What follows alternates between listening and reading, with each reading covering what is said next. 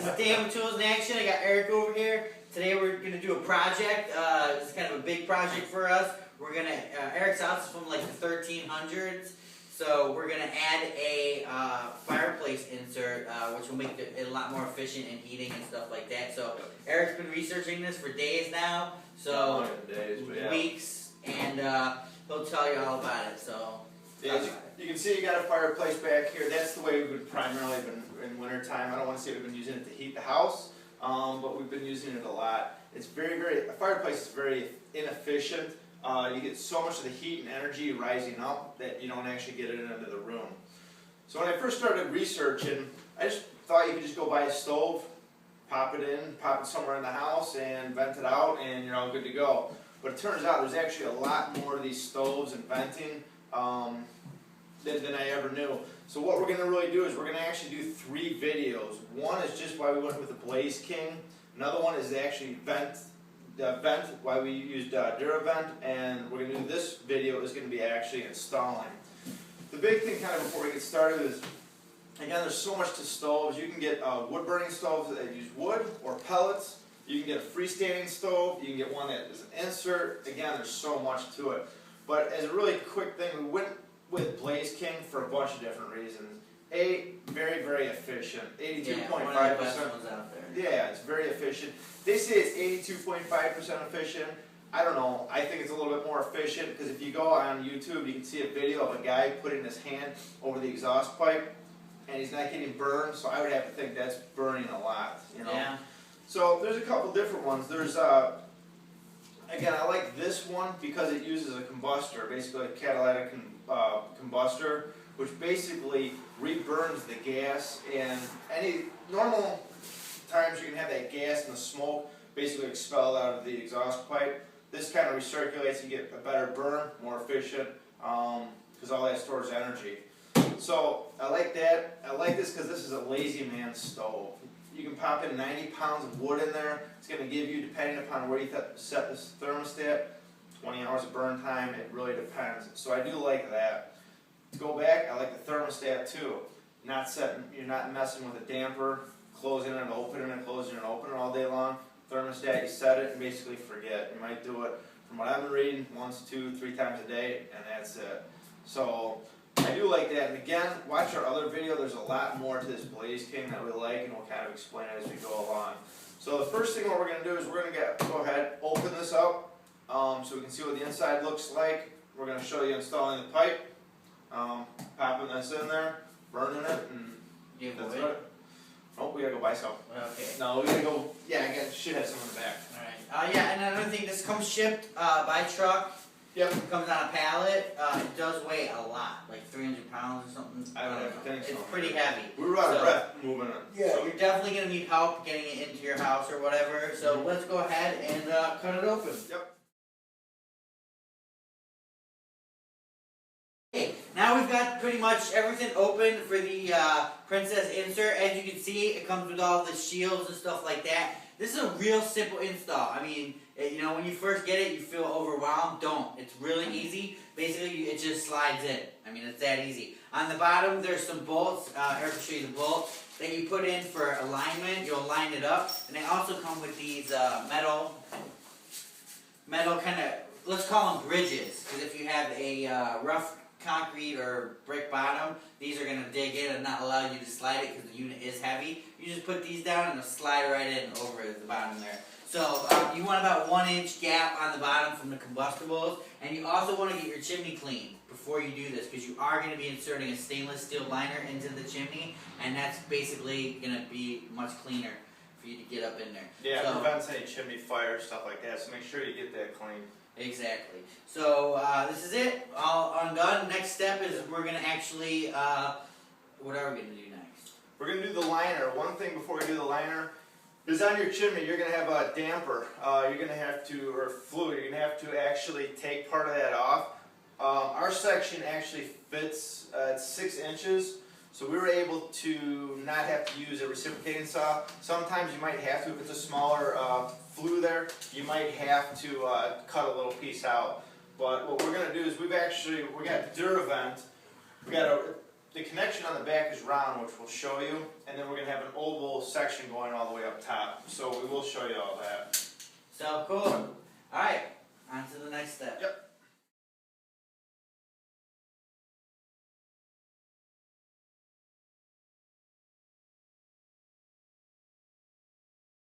Alright guys, what we're going to do right now is we're going to install the actual liner.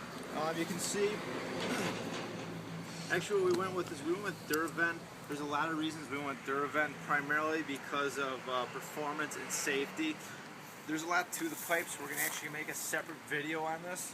But for this video, what comes with the sleeve, this is a great sleeve. It's a zero clearance sleeve, so it can go right up against your combustibles. This is actually the flex pipe. This part's going to go down where you might have a little bit of movement. You know, usually right after the flue or the damper, you're going to need for it to flex a little bit. Then you can see you got the Ridgid pipe right here. This does not flex at all. Let's see. Here's what I really like about the DuraVent. You can see this double line. You're going to get a better performance out of it. So what we're going to do is we're going to go ahead and install it. What you want to do is you want to start from the top, always safety first. You're going to start from the top of the chimney and work your way down. But we can't really video it because again, we're going to, because of safety reasons and that, but we will, kind of show you once we get done with what we actually did. Alright, we're here putting in the liner. Dan, even though it looks like he is sitting down, he's actually holding a wire so he can hold up the liner. Dan's ready to go home. Yep, I'm on top of the actual ladder and we're using a rivet tool to attach the actual liner to each, and then we're just sliding it down section at a time. That's about it. So we're going to go ahead and finish this up and we'll show you when we're done.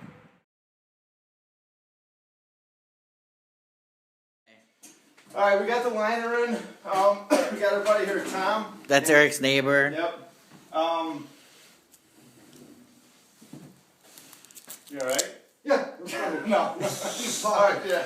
Alright, we got our liner in. What we're going to do right now is I'm going to go back up on the roof. We're going to actually bring the liner down a little bit. I'm going to have Tom and Dan are going to rivet this in so it's one full piece. That way then all we'll have to do is put the bolts on the bottom, use the metal slide this in and attach it, and we're done. We're good to go. So we're going to go ahead and do that. Alright, we went ahead and put the collar on here. Now all we have to do is actually slide the stove back. Came with these metal strips. We've already got the bolts on the bottom. So we're just going to flip this on top of here. So they can see the bolts. See, we got the bolt here, and we have the bolt underneath. We're going to go ahead, pop this, slide it on back in. And so that doesn't scratch and it makes it easier to go across like a bridge, kind of. Exactly. We're going to slide it in, make sure it fits, make sure we're good up top, and then we'll go ahead and put on the top and the sides. And then we're done. Simple installation. Okay, now what we did is everything's connected back in there, as you can see. The liner's in place, all that good stuff. So now all we have to do is put the shroud on and then go up on top and finish the cap. What else, Eric? That's it. Okay. Alright, so far what we did is we installed the bolts on the bottom, which was very helpful that it comes with that, because we did actually have to raise it up a little bit. We do have a little bit of a lip from the fireplace down to the front, so that the bolts came in handy. We slid it back on the provided metal strips, which is very, very helpful too. So what we did is we did a dry fit. Make sure everything fit in there, make sure the stove was level. Once we were happy and satisfied with that, we pulled it back out. We installed the side panels and the top panels. Actually attached the actual liner to the back of the stove and actually fit it into place. So right now we're all good to go. The last two things we have to do is actually install the cap on the chimney, which we figured out once you put the liner in, you can go ahead and install the cap right away. The reason we didn't do it is because we didn't know if there's going to be play back here with the actual liner, if we're going to have to move it around or push it up at all, which it turns out we didn't. Once that liner's in place, it's pretty much in place, so it's good to go. So Once you're up on the roof, go ahead and install the cap right away, but we're going to go up there right now, install the cap on there, show you how that's done. Come back down. Last thing we'll have to do is put the stove door on there, and we'll basically be all set to go. We'll go ahead and have a fire and talk a little bit more about the install. Okay, now we're going to go on top of the chimney, and we're going to actually install the 4 parts to cover the actual chimney for the chimney cap. You can see the first part, this actually covers the chimney. You can see the lip right here. This is what's going to actually sit on top of the chimney. Have the lip up, that way water won't drip down into the chimney. What we're going to do too is we're going to you want to put some waterproofing and adhesive on here so this actually sticks to your chimney top. Then we're going to go ahead and put this brace on. This is actually going to go around the liner. What we'll do, this will actually hold the liner in place right in the center. It will do a couple different things. A, it puts down force on here so this doesn't come up. And then what it'll do is it'll pull up on the liner to help take some of the pressure off and keep it straight on there. And then you'll see we can go ahead and put a couple screws in there to hold it in place. So once that's in place, then we're going to go ahead and put the drip cap on. That way if you get snow or any type of water coming in the side, this kind of helps along with the chimney cap to move the water away from the actual chimney. The last item what we'll do is we're going to go ahead and install the actual cap. So let's go ahead, we're going to start with the top. Put this top on there, again we're going to put adhesive on there and waterproofing because you don't want to get water underneath. Because eventually if you keep getting water underneath here, it's going to pop it up. You get water, you don't want water. Obviously water and freezing and concrete do not mix. So again, we got all this from DuraVent. You can call DuraVent. When you order your liner, just tell them that what you have on the top of your chimney. They'll go ahead and fabricate something to put something together for you. Went ahead, we attached the plate on there. We put a bead of adhesive, waterproofing adhesive, attached it to the top of the chimney. We still have one bead of caulk to go around the side to weatherproof it. But we went ahead, we got the brace on there to hold the pipe in the center and in the upright position. So we'll go ahead and put on the drip cap and then the chimney top, the chimney cap. We went ahead and we put on the drip cap, as you can see.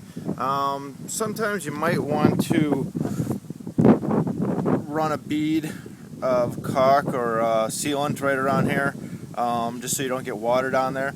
But actually, you know what? DuraVent did a really nice job. This is a really nice fit. I mean, I couldn't even get water down there if I wanted to, but you can still go ahead and do it if you want to. So let's go ahead and put on the chimney cap. We went ahead, we attached the chimney cap, we put 2 rivets on each side, and we're all done with the top. So the last thing we have to do is go put the door on the stove, and then we are set to relax. Okay, we installed the shroud on there. Very easy to do. Comes in those 4 pieces. 2 side pieces which get screwed onto the side of the fireplace. Top one sits on there, it gets screwed onto right here. Then you put the frame which keeps it all in place. So you can see that's very easy to put on. Installed that. Next thing was the door. Installed the door as a piece of cake. Just the 2 hinges right here. Popped it on, close it. And if you bring the camera up, you can see we already got a fire going. We just couldn't wait to have a fire. You can go ahead, leave when you shut the door. If you don't get a tight seal around it, you'll be able to put a dollar bill or put a bill in there. If you can pull on it, you can adjust this lever right here, this nut, and this will turn and actually allow it to get a tighter fit on here. Okay, so we've got the liner in, we got the stove in, everything installed really, really nice. Great fireplace, as you can see. We couldn't wait to have a fire. Actually been having it for a couple of days now. Very nice. Couple things to note. The metal strips that come with it make installing this so much easier. It's amazing what little metal strips can do. You can slide it in and out very easily to attach the liner on the back. So a couple things to note. As you can see, we already got a fire, but to get a fire started, we don't really want to tape it because it does take a little bit of time to do it.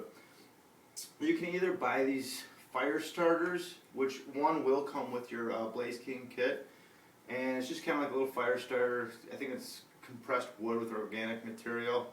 Pop that in there and pop some wood in there, you can start a fire. if you don't have that, which you can buy from Blaze King, if you don't have that, crumple up 3 to 5 pieces of newspaper, throw some kind of twigs or small sticks in there to get it going. Once that starts to go after 5 or 10 minutes, then you want to go ahead, throw maybe baseball bat sized pieces of wood in there, kind of build the thickness of the wood up until it actually gets to be a nice fire. Once you got a nice fire going, you're pretty much good all winter. But once you do get it kind of going, you get the thicker wood in there. What you want to do, a couple things to note on here. Okay, so this is your thermometer. This has to do with your actual combustor. You can see inactive and active on there. Inactive, once it gets to active, what you're going to do is you're going to go ahead, you can close your actual door all the way, and you can close your bypass valve, and you're good to go. One thing you want to know is when you're starting a fire, you have your fan speed right over here. You're going to want that on high. You're going to have your temperature setting right over here. You're going to want that on high. Bypass open and door open a little bit.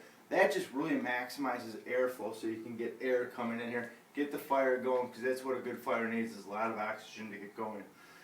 Once you got the combustor basically getting ready to get in the active mode, that's where you shut everything down. Close the door, put this to bypass, set your temperature what you want, and you can basically go ahead and forget about it. I have to say, we've been burning this for I think 3 or 4 days. This thing is awesome. My house is about 1,100 square feet. It's incredible. Nice fan speed coming out. You get the hot air coming out. Probably mess with the setting maybe once, twice, maybe 3 times a day. Really not often at all. So it's very nice. Puts out a lot of heat. Very easy to control. The biggest thing I've really noticed compared to we had a fireplace before is the amount of wood that I burn. Out of the 3 or 4 days, I probably would have gone through maybe a quarter of a face cord by burning it at all times. Now I think I've gone through 20 pieces, not that much wood at all. I mean, granted, it's only about 50 degrees, well, 40 to 50 degrees outside, but it really is very, very efficient. Put in 2 pieces of wood last night before I went to bed, woke up this morning, it was still good. Still in the active mode, still good to go. I did have it on low, so it burns a little bit slower, but it's been very nice. So overall, I have to say this unit, if you are looking to get, if you have a fireplace, you gotta look at this insert, the Blaze King insert. If you're looking to get an insert, oh, I'm telling you, the Blaze King insert, I'm very, very impressed. At first, wasn't sure if I really wanted something like this because I really like the actual fire itself. But after having something like this, I wish I would have done it years and years ago when I first bought the house. My wife loves it, everything about it. One awesome positive thing about it is I can go to bed at night, have this on. Where a fireplace, you really can't, because you got to worry about a spark or something like that. I really can't say enough good things. You got to check out a Blaze King. Check out the DuraVent liner, it's awesome. But again, take a look at toolsinaction.com. We have a written review. It talks about the Blaze King, talks a lot about the fireplace insert, how to install, more in depth than what we did on the video in terms of tools, little helpful hints, a lot of things like that. What to look for in your wood burning stove or wood burning fireplace. So check us out on Facebook, check out our YouTube account, and check us out on Twitter. We'd like to thank Blaze King, DuraVent liner, for making this all happen. And that's it. Thanks, guys.